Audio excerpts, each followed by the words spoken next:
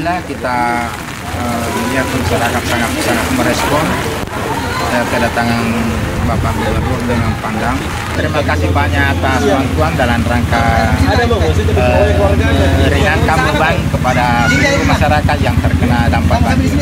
A simple thing, where have you gone? I'm getting old and I need something to rely on. So tell me when you're gonna let me in. I'm getting tired and I need somewhere to begin. I came across a fallen tree. I felt the branches of it looking at me.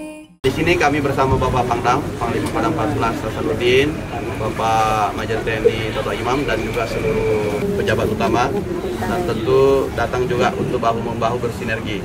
Ini pertama kali kenaikan sampai ke lutut.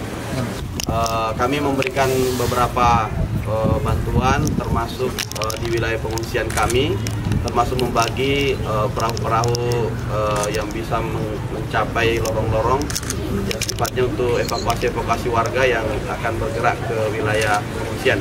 Jadi pada sore hari ini, dari pagi kita bersama beliau mengecek banjir di wilayah.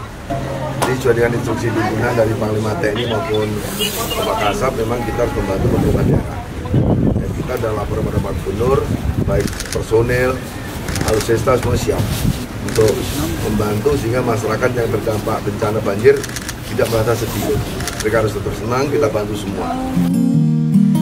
This could be the end of everything, so